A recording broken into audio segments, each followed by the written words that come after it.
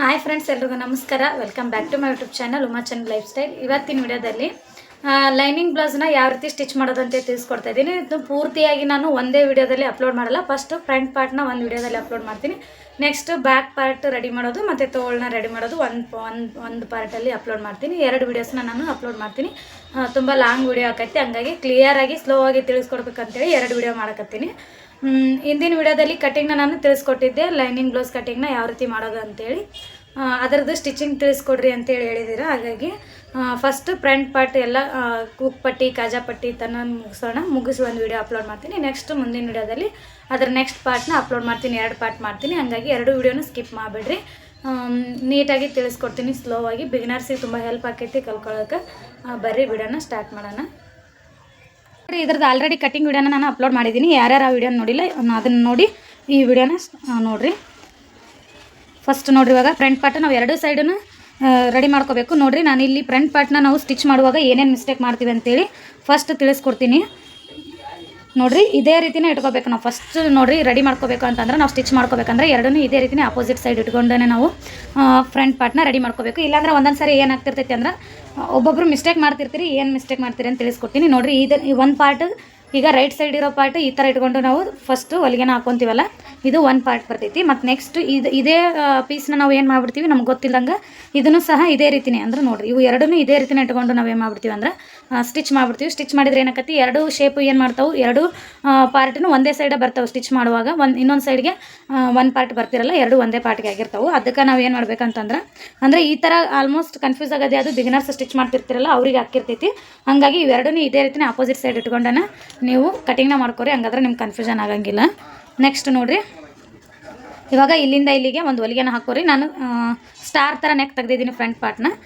ಈ ಥರ ಹೊಲಿಗೆ ಹಾಕ್ಕೊಂಡು ಮೇಲ್ಗಡೆ ಒಂದು ಹೊಲಿಗೆ ಹಾಕೋರಿ. ಪೈಪಿಂಗ್ ಮಾಡ್ತೀನಿ ಅಂತಂದರೆ ಸುಮ್ಮನೆ ಡೈರೆಕ್ಟಾಗಿ ನೀಟಾಗಿ ಹೊಲಿಗೆ ಹಾಕ್ಕೊಂಬಿಡ್ರಿ. ಬಟ್ ನಾನು ಕೊಳನ್ನ ಒಳಿಸ್ತೀವಿ ಅಂತಂದ್ರೆ ಏನು ಮಾಡಿರಿ, ಈ ಥರ ಏನಾರ ಡಿಸೈನ್ ಮಾಡ್ಕೊತೀವಿ ಅಂತಂದ್ರೆ ನೆಕ್ ಒಳಿಸ್ಕೊರಿ.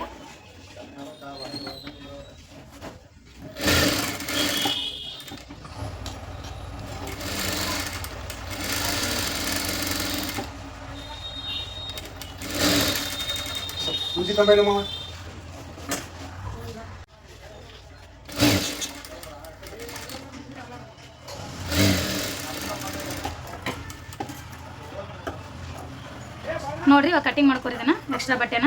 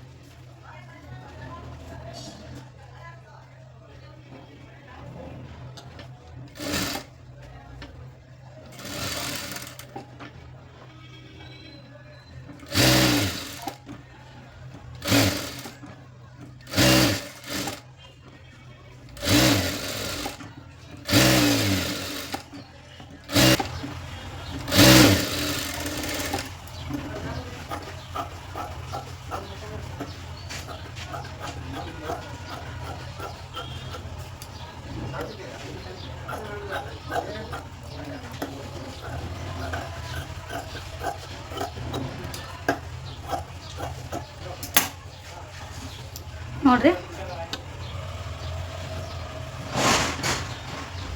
ಇವೆರಡು ಸ್ಟಿಚಿಂಗ್ ಮಾಡಿದ್ಮೇಲೆ ನಾವು ಟಕ್ಸ್ ಪಾಯಿಂಟ್ನ ಸ್ಟಿಚ್ ಮಾಡಬೇಕು.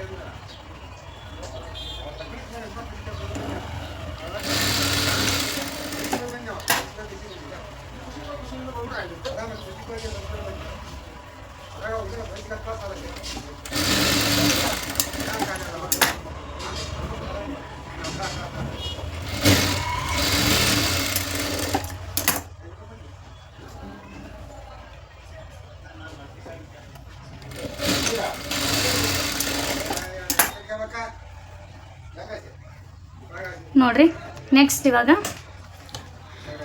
ಟಕ್ಸ್ ಪ್ಯಾಂಟ್ ಸ್ಟಿಚ್ ಮಾಡಿದ್ಮೇಲೆ ಕ್ರಾಸ್ ಬೆಲ್ಟ್ನ ಸ್ಟಿಚ್ ಮಾಡ್ಕೊರಿ. ನಾವು ಕ್ರಾಸ್ ಬೆಲ್ಟ್ನ ಅದೇ ಥರ ಅಪೋಸಿಟ್ ಇಟ್ಕೊಂಡೆ ಸ್ಟಿಚ್ ಮಾಡ್ಕೋಬೇಕು. ಎರಡು ಒಂದೇ ಸೈಡ್ ಬರೋ ಥರ ಇಟ್ಕೊಬೇಡ್ರಿ. ನೋಡಿರಿ ಈ ಥರ ಕರೆಕ್ಟಾಗಿ ಫಸ್ಟ್ ಅಪೋಸಿಟ್ ಹಾಕೊಂಡ್ಬಿಡ್ರಿ.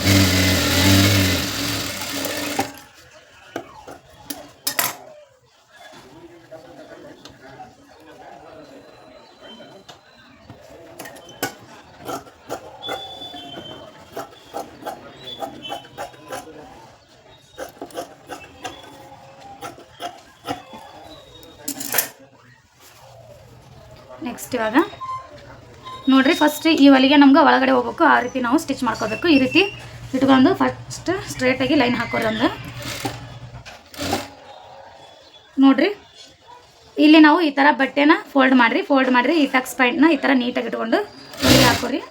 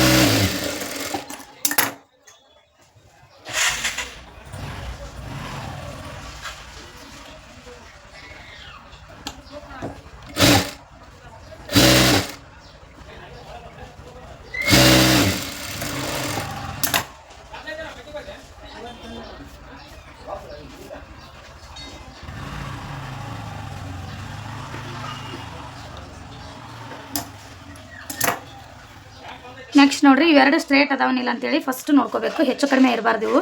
ಅಂದರೆ ನಾವು ಕಾಜಿ ಪಟ್ಟಿ ಮತ್ತು ಹುಕ್ ಪಟ್ಟಿನ ಸ್ಟಿಚ್ ಮಾಡೋಕ್ಕಿಂತ ಮುಂಚೆಗೆ ಇದು ಒಂದು ಸರಿ ಕರೆಕ್ಟಾಗಿ ಆಯ್ತಾನಿಲ್ಲ ಅಂತೇಳಿ ನಾವು ಅಳತೆ ಬ್ಲೌಸಿಂದಾದರೂ ಕನ್ಫರ್ಮ್ ಆಗಿ ಇಟ್ಕೊಂಡು ನೋಡ್ಕೊರಿ. ಅಳತೆ ಬ್ಲೌಸಲ್ಲಿನೂ ಇದು ನಮಗೆ ಲೆಂತ್ ಎರಡು ಒಂದೇ ಥರ ಬರಬೇಕು, ಸ್ಟ್ರೇಟಾಗಿ ಬರಬೇಕು. ಮತ್ತು ಇವನು ಎರಡು ನಮಗೆ ಸ್ಟ್ರೇಟಾಗಿ ಬರಬೇಕು, ಹೆಚ್ಚು ಕಡಿಮೆ ಆಗಬಾರ್ದು.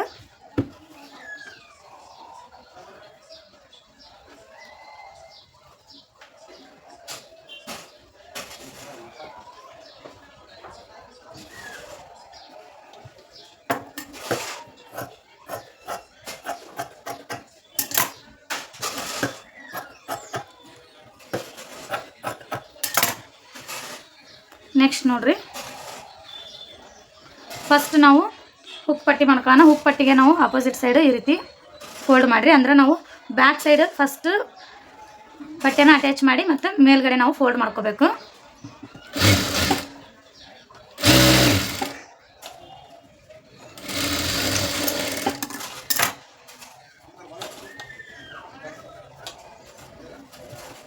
ನೆಕ್ಸ್ಟ್ ನೋಡ್ರಿ ಇಲ್ಲಿ ಫೋಲ್ಡ್ ಮಾಡುವಾಗ ನಮ್ಗೆ 1 ಇಂಚ್ ಬಟ್ಟೆ ಹೊರಗಡೆ ಜಾಸ್ತಿ ಬರಬೇಕು, ಆ ರೀತಿ ನಾವು ಫೋಲ್ಡ್ ಮಾಡಬೇಕು. ನೋಡಿರಿ ಇಲ್ಲಿ ಸ್ವಲ್ಪ ಕನ್ಫ್ಯೂಸ್ ಆಕತಿ, ನೀಟಾಗಿ ನೋಡ್ಕೊರಿ. ಇಲ್ಲಿ ನೋಡಿರಿ ಇಲ್ಲಿಂದ ನೋಡ್ಕೊರಿ ಈ ಥರ ಬಟ್ಟೆ ಒಂಚೂರು ಎಕ್ಸ್ಟ್ರಾ ಬರಬೇಕು ನಮ್ಗೆ 1 ಇಂಚ್ ಅಷ್ಟು. ಆ ಥರ ನೀವು ಬಟ್ಟೆನ ಇಲ್ಲಿ ಫೋಲ್ಡ್ ಮಾಡ್ಕೋಬೇಕು. ಒಬ್ಬೊಬ್ರು ಏನು ಮಾಡ್ತಾರಂತ ಅಂದ್ರೆ ಇಲ್ಲಿ ನೋಡಿರಿ ಈ ಥರ ಪೂರ್ತಿಯಾಗಿ ಫೋಲ್ಡ್ ಮಾಡಿಬಿಡ್ತಾರೆ. ಅಂದ್ರೆ ನೋಡಿರಿ ಇಲ್ಲಿ ನಮ್ಗೆ ಎಕ್ಸ್ಟ್ರಾ ಬಟ್ಟೆ ಬರೋಂಗಿಲ್ಲ, 1 ಇಂಚ್ ಅಷ್ಟು ಉಳಿಸಲ್ಲಿ ಇಲ್ಲಿ ಪೂರ್ತಿಯಾಗಿ ಫೋಲ್ಡಿಂಗ್ನ ಮಾಡ್ಕೊಂಡ್ಬಿಡ್ತಾರೆ. ಹಂಗಾದ್ರೆ ನಮ್ಗೆ ಏನಾಕೈತಿ ಅಂತಂದ್ರೆ ಇಲ್ಲಿ ನೆಕ್ 1 ಇಂಚ್ ನಮ್ಗೆ ಈ ಕಡೆ ಕಡಿಮೆ ಬಂದುಬಿಡ್ತೈತಿ. ಹಂಗಾಗಿ ಇಲ್ಲಿ ಮುಂದ್ಗಡೆ ಟೈಟ್ ಬರುತ್ತೆ. ಆ ರೀತಿ ನಾವು ಮಾಡಬಾರ್ದು. ಇಲ್ಲಿ 1 ಇಂಚು ಫೋಲ್ಡಿಂಗ್ನ ನಾವು ಉಳಿಸ್ಕೊಂಡೇ ಮಾಡ್ಕೋಬೇಕು. ನೋಡಿರಿ ಇಲ್ಲಿ ಕಾಣಿಸಲ್ಲ ಅನ್ಸುತ್ತೆ, ನಾನು ಮಾರ್ಕ್ ಹಾಕಿ ತೋರಿಸ್ತೀನಿ ನಿಮಗೆ.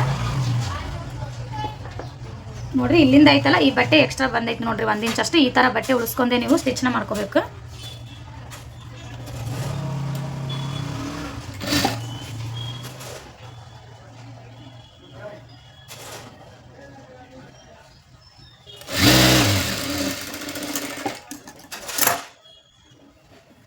ನೆಕ್ಸ್ಟ್ ಹುಕ್ ಪಟ್ಟಿಗೆ ನಾವು ಮೇಲ್ಗಡೆಯಿಂದ ಬಟ್ಟೆ ಅಟ್ಯಾಚ್ ಮಾಡ್ಕೊಂಡು ಒಳಗಡೆ ಫೋಲ್ಡ್ ಮಾಡ್ಕೋಬೇಕು ಈ ರೀತಿ.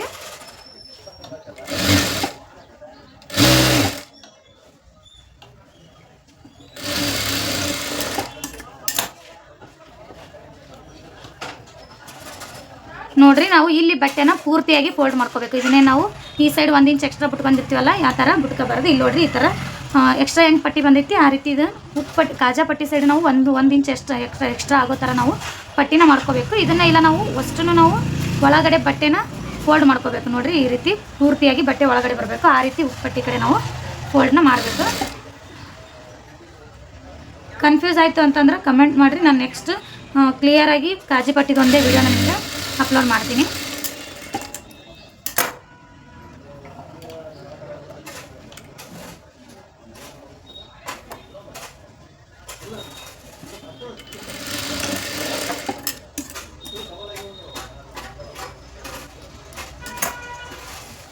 ನೋಡ್ರಿ ಇಷ್ಟು ನಮಗೆ ಪೂರ್ತಿಯಾಗಿ ಫ್ರಂಟ್ ಪಾರ್ಟ್.